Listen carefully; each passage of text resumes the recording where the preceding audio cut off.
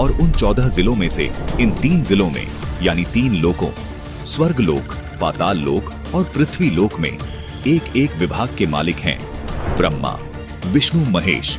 यानी इन 3 लोकों में ब्रह्मा जी का विभाग है रजोगुण, जिससे जीवों की उत्पत्ति होती है। विष्णु जी का विभाग है सतोगुण, जिससे जीवों का पालन पोषण होता है। और शिव का विभाग है तमोगुण, जिससे जीवों का संहार होता है।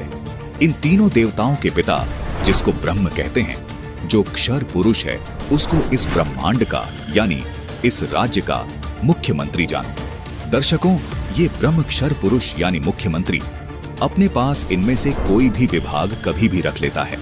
अर्थात ये सभी विभाग इसी ब्रह्म के अंतर्गत आते हैं, क्योंकि ये ब्रह्मांड यानी प्रांत का भी मालिक होता है।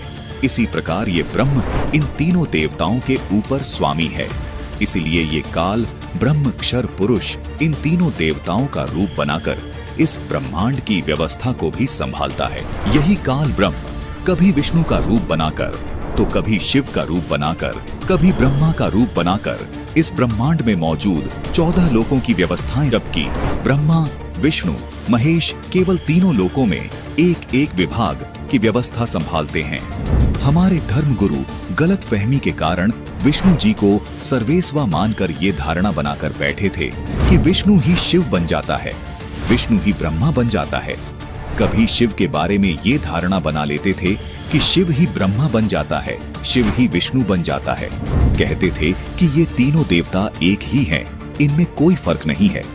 जबकि ये सब कलाबाजी उस काल ब्रह्म की है, जिसने प्रतिज्ञा कर रखी है कि मैं कभी किसी के सामने प्रत्यक्ष रूप से सामने नहीं आऊंगा, जिसका प्रमाण गीता अध्याय 7 के श्लोक 24 और 25 में मिलता है, जिसमें ये काल ब्रह्म खुद स्वीकार करता है और श्री कृष्ण जी में प्रवेश करके अर्जुन को बताता है कि यह बुद्धिहीन जन समुदाय मेरे अनुत्तम नियम से अपरिचित हैं कि मैं कभी भी अपने वास्तविक रूप में किसी के सामने प्रकट नहीं होता, अपनी योग माया से छुपा रहता हूँ। इसलिए मुझ अव्यक्त को मनुष्य रूप में आया हुआ अर्थात कृष्ण मानते हैं।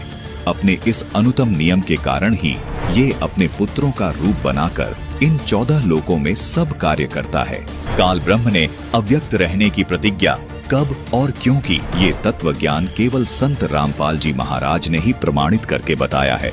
कृपया संत रामपाल जी महाराज द्वारा बताई गई संपूर्ण सृष्टि रचना की इस वीडियो को अवश्य देखिए, जिसका लिंक हमने डिस्क्रिप्शन बॉक्स में दे दिया है। जैसे मुख्यमंत्री किसी विभाग के कार्य की फाइल पर जब हस्ताक्षर करते हैं, यानी किसी